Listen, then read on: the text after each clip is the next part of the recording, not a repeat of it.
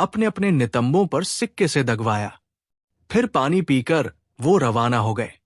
इधर विक्रमादित्य, जो कि योगी बने हुए थे, अपने निवास स्थान पर लौट आए। घर पहुंचते ही जानने की इच्छा से भरे राजकुमारी, तेली और उसकी पत्नी उनके चारों तरफ जमा हो गए। बोले, हे देवताओं की तरह दिखने वाले, तुम अपना परिचय देकर हमारे भीतर जन्मी इस उत्सुकता को शांत करो। राजा विक्रमादित्य को लगा कि अब इन्हें अंधेरे में रखना सही नहीं है। बोले, हे धर्मपिता और माता, मैं राजा विक्रमादित्य हूं। फिर उन्होंने अपनी आपबीती को संक्षेप में उन्हें बताया। जब उन्हें पता चला कि वो विक्रमादित्य हैं, तो उनके चरणों में गिर पड़े और अनजाने में हुए अपराध की माफी मांगने लगे।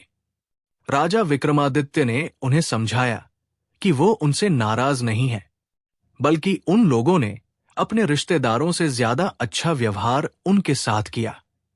अगले दिन सुबह राजा विक्रमादित्य ने राजकुमारी को फिर राजमहल ये कहकर भेजा कि इस बार भी तुम अपने भाइयों से शिकार की मांग करना।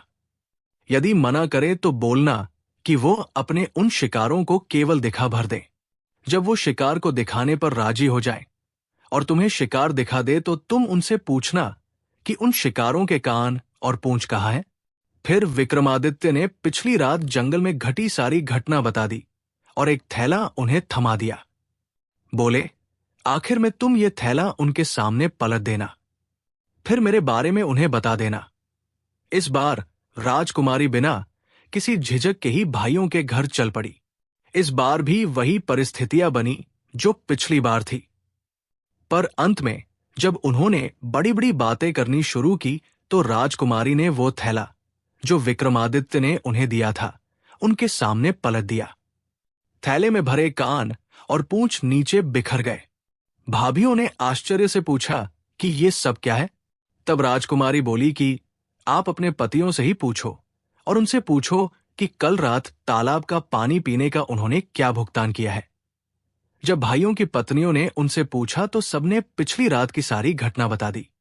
भाभियों ने आश्चर्य से राजकुमारी से पूछा कि उसके पास ये कानपूंछ कैसे आए, तो उसने बताया कि वह योगी और कोई नहीं स्वयं उसके पति थे। भाभियों ने मजाक से कहा कि ये कैसे संभव हो सकता है, एक अपाहिज ये सब कैसे कर सकता है। तब राजकुमारी ने बता दिया कि जिसे अपाहिज कह रहे हो वो राजा विक्रमादित्य है। राजा विक्रमादित्य का नाम सुनते ही महल में हलचल मच गई। ये सूचना राजा को जब मिली तो वह भी घबरा गए। आखिर उन्होंने ही विक्रमादित्य को दंड दिया था। राजा, राजकुमार और मंत्रीगण सभी तेली के घर की ओर दौड़ पड़े। राजा और राजकुमार सभी राजा के पैरों में गिरकर माफी मांगने लगे। राजा ने उन सबको कहा कि आप लोग दुखी न हो, ये मेरे धर्म की परीक्षा थी, इसलिए आप लोगों की बुद्धि घूम गई थी। आता आप लोग ये बात अपने दिमाग से निकाल दे कि मैं आपसे नाराज हूं। सब खुश हो गए और राजा को अपने महल ले गए, उनकी खूब सेवा की। कुछ दिन वहां रहने के बाद राजा ने वहां से विदाई ली और पूरे साजो सामान से राजा ने उन्हें विदा किया। विक्रमादित्य उस राज्य से धन संपत्ति के साथ रवाना हुए। राजा ने भी उन्हें भरपूर सामान दिया। सैनिकों ने पूछा कि राजन, अब हम किस ओर चलें? तो विक्रमादित्य ने कहा कि आप लोग मेरी बहन के घर की ओर चलो। जब वो लोग विक्रमादित्य की बहन के नगर के पास पहुंचे तो बहन को भी उसके जासूसों से समाचार प्राप्त हो गया कि उसका भाई विक्रमादित्य आ रहा है। उसने अपने कर्मचारियों से पता किया कि विक्रमादित्य किस स्थिति में है। जासूसों ने बता दिया कि वो पूरे लावलश्कर के साथ आ रहा है। बहन ने तुरंत राज्य कर्मचारियों से उनके भव्य स्वागत के लिए कहा और बोली उसे विशेष महल में ठहराया जाए। जब विक्रमादित्य पहुंच गए तो बहन उनके लिए बेहतरीन व्यंजन बनवाकर उनके स्वागत में पहुंची। राजा विक्रमादित्य ने वो भोजन करने से मना कर दिया और बहन को लेकर वो गौशाला में पहुंचे। एक जगह जमीन खोदकर उन्होंने सूखी रोटियां निकाली जो उस समय बहन ने उनके लिए खाने को भेजी थी, जब उन पर लक्ष्मी रूठ थी। बहन बहुत शर्मिंदा हुई। उसने अपने किए पर शर्मिंदगी जताई।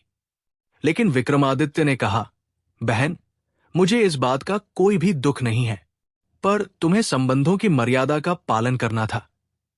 अगले दिन वो वहां से रवाना हो गए। अपने कर्मचारियों से मित्र के घर चलने को कहा। जब वो मित्र के घर पहुंचे तो मित्र बहुत खुश हुआ। बोला, तुम्हें खुश देखकर मैं बहुत खुश हूं। तुम्हारी वो मुसीबत टल गई, ये देखकर मन बहुत ही आनंदित हुआ है। आपसे अनुरोध है कि आप आज रात कम से कम मेरा आतिथ्य स्वीकार करें।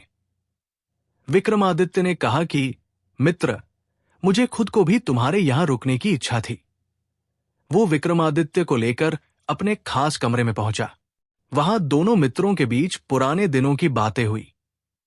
रात को खाने के समय विक्रमादित्य को वही भोजन परोसा गया जहां पर खूंटी ने हार निगला था। विक्रमादित्य ने जैसे ही भोजन करना शुरू किया, खूंटी ने हर निवाले के साथ हार को उगलना शुरू किया। विक्रमादित्य ने जैसे ही भोजन समाप्त किया, रानी का 9 लाख का हार खूंटी पर टंगा दिखाई पड़ा। तभी राजा की निगाह खूंटी पर गई तो वहां उन्हें खोया हुआ 9 लाख हार टंगा दिखा। राजा आश्चर्य से भर उठे। रानी से बोले कि ये कैसी अनोखी घटना है। इस हार की चोरी का इल्जाम तुमने मेरे मित्र विक्रमादित्य पर लगाया था। तब मैंने तुम्हें कहा था कि ऐसा काम मेरा मित्र विक्रमादित्य नहीं कर सकता, जो दुनिया की तकलीफों को दूर करता रहता है।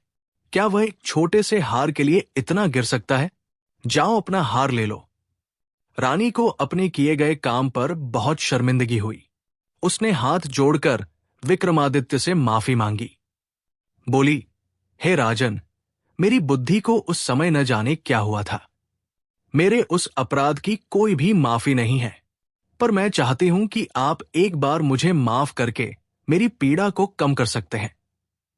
तभी विक्रमादित्य ने कहा कि आप लोग ज्यादा दुखी न हो।